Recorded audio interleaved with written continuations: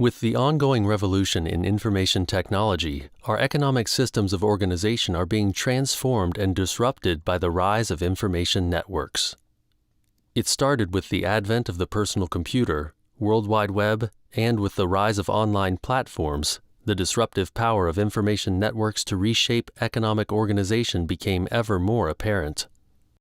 Today, this process of economic transformation continues with a new set of technologies as we are currently in the process of remaking the technology stack of the Internet, building what is called Web 3.0, a primary component of which is the blockchain.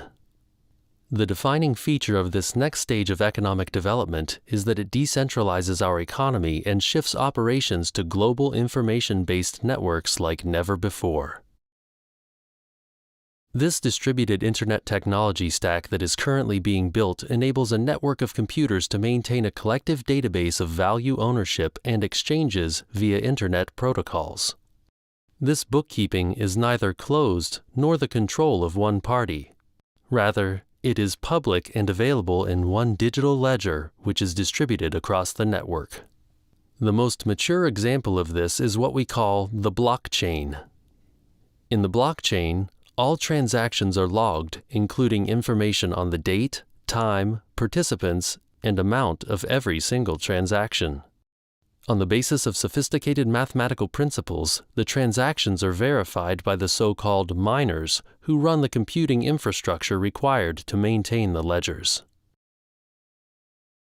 The technology of Web 3.0 enables a new form of decentralized economy as it removes the dependency on a centralized authority for managing the network, instead replacing it with a distributed consensus model managed by many. This shared, securely encrypted database enables trustless, peer-to-peer interactions via new Internet protocols.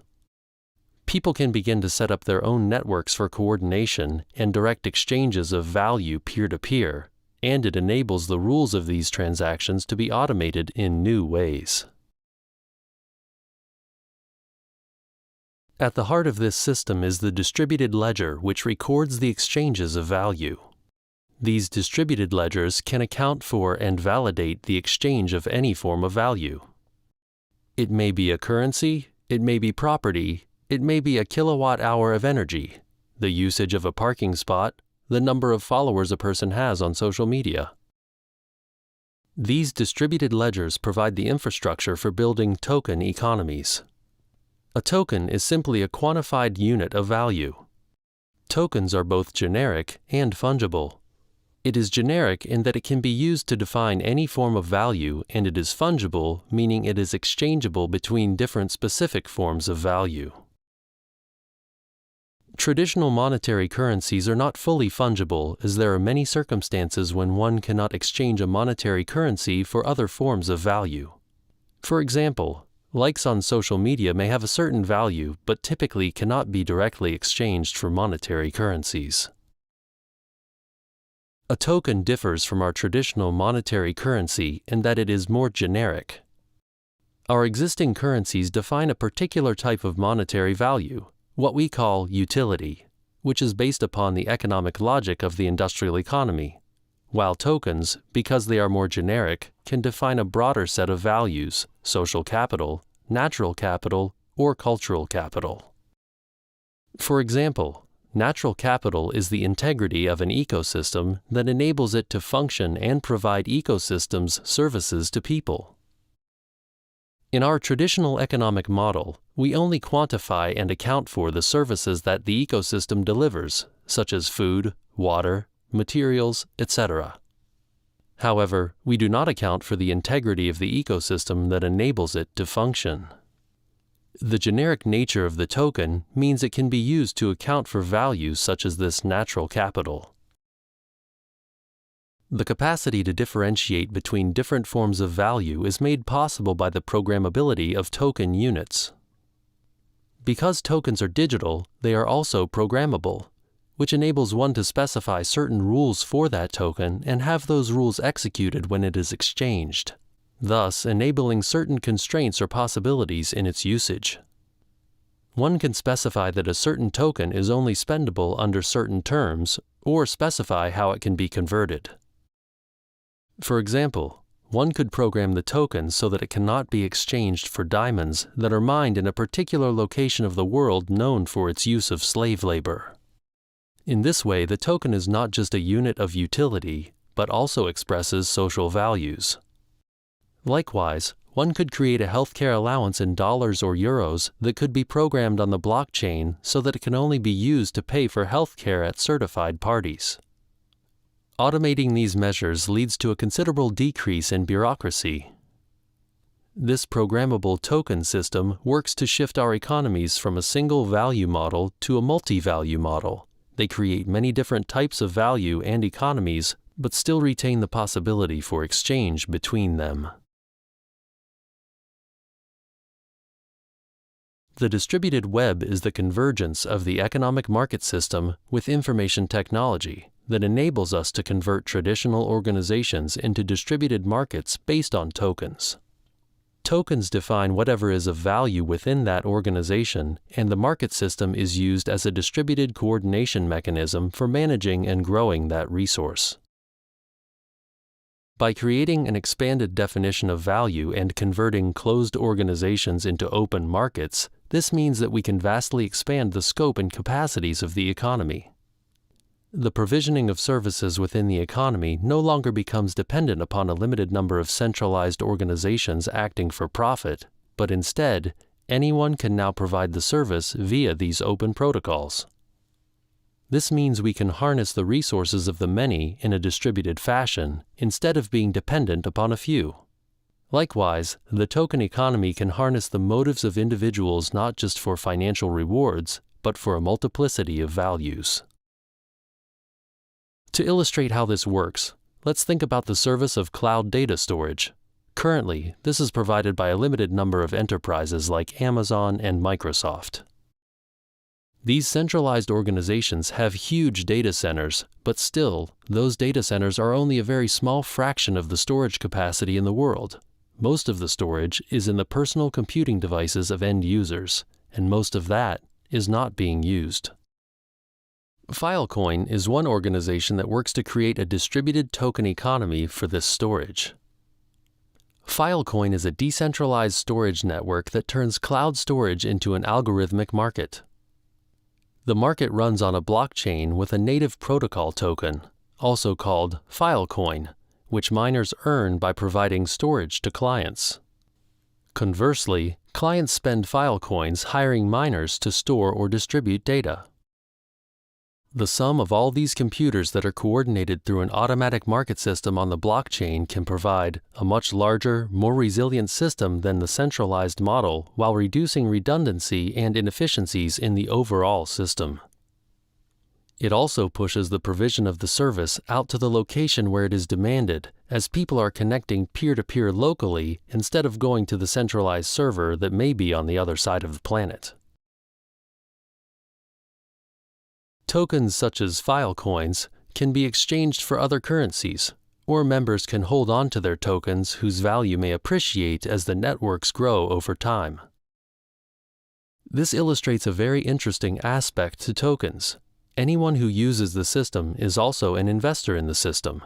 Thus, tokens merge investment capital and liquid exchange capital in new ways. In the traditional capitalist model, we have a divide between owners of capital and workers, a divide between a more fixed investment capital and liquid exchange currencies. The shares in a company are not the same thing as what people get paid with for working in that enterprise and use for everyday exchanges in the market.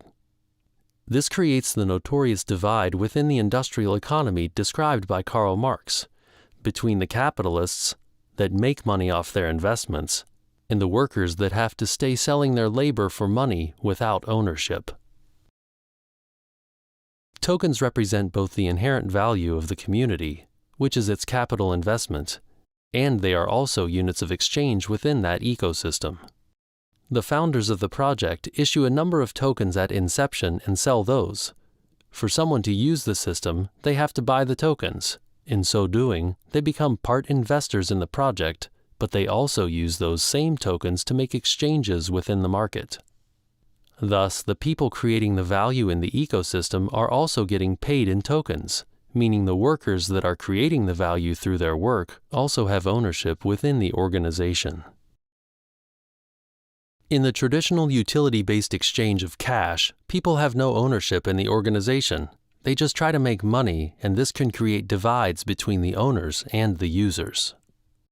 The token system works to better align the incentives of the individuals with the overall system because the value of the tokens they earn is also dependent upon the value of the whole. When you are working for a token network, you are both working for yourself and for the whole organization as the two become more aligned, unlike the traditional divide between capitalist and worker. The token system enables networks to overcome the chicken and egg problem. If you are the first user of a network like eBay, then the value would be very low. Thus, it is difficult to get the network started because it has to reach a critical mass before it will be of value to the users. This means that it may require a large investment to create a network. The Silicon Valley model worked by having large initial venture capital backing that enables them to overcome this. But it means that most networks don't get off the ground, and that once a network reaches scale and has value, it becomes dominant and very difficult to compete with, resulting in a lock-in effect and making it easy for large incumbent organizations to become extractive over time. It also means that those who founded the organization win big time. If the network takes off, it creates a winner-takes-all dynamic with most people losing because of the threshold. The token system extends the benefits of being an early adopter of a new network to all the users and thus helps to solve this issue. It does this by issuing tokens for anyone to purchase at the beginning of the project. As the project grows, the tokens come to have greater value for all of the holders. This also works to make the users of the network promoters of that organization because as it grows, the tokens that they hold become more valuable. It incentivizes people to join networks early so as to gain the benefits of the increase in their token value as it grows, which reduces the problem of thresholds.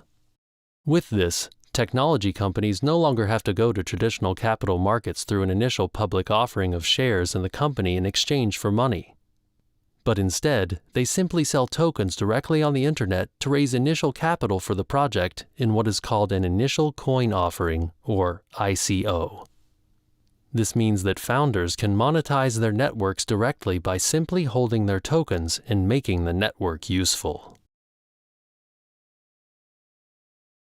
To date, we have had an internet patched onto the side of an economy operated through the many centralized organizations of the industrial age, creating a strong contradiction between the underlying technology and the institutional arrangements.